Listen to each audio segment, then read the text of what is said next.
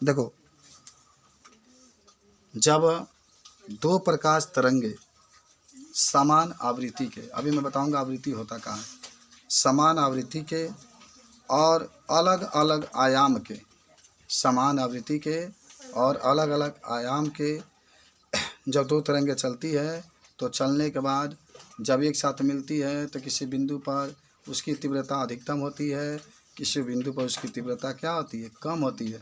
तो इसी घटना को कहते हैं प्रकाश का तीव्रता, प्रकाश का व्यतिकरण। एक बात सुनो, जब दो समान आवृत्ति वाले और अलग अलग आयाम वाले दो तरंगें चलती है तो चलने के बाद जब कहीं मिलती है या किसी बिंदु पर मिलती है तो कहीं किसी बिंदु पर प्रकाश की तीव्रता अधिकतम होती है, किसी बिंदु पर कम होती है। तो इस घटना को कहते हैं हम लोग प्रकाश का व्यतिकरण।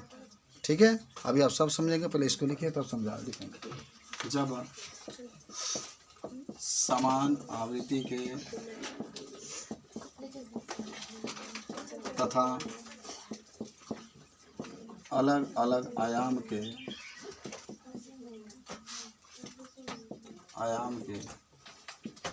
दो तरंगे किसी माध्यम में चलती है,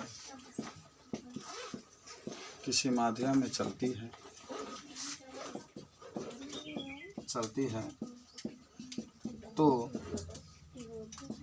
जब इनमें अध्यारोपण होता है, अध्यारोपण का मतलब होता है मिलना, जब अध्यारोपण होता है अंग्रेजी में इसको कहते हैं हम लोग सुपर पोजिशन, अध्यारोपण का अंग्रेजी में सुपर पोजिशन है, लिख लीजिए। तो जब इनमें अध्यारोपण होता है तो कुछ बिंदु पर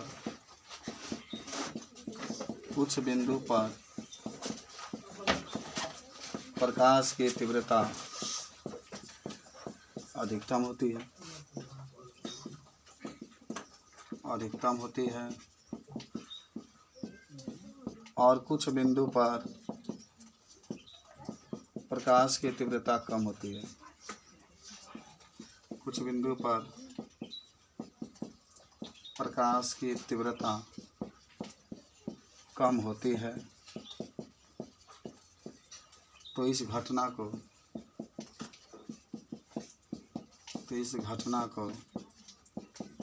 प्रकाश का व्यतिकरण कहते हैं। इतना बड़ा लिखने की शॉर्टकट में लिख लेंगे आप कि जब प्रकाश तरंगे किसी माध्यम में चलती है तो कुछ बिंदुओं पर प्रकाश की तीव्रता अधिकतम होती है, कुछ बिंदुओं पर प्रकाश की तीव्रता कम होती है, इसे प्रकाश का व्यतिकरण कहते हैं। लिख लीजिए इसको।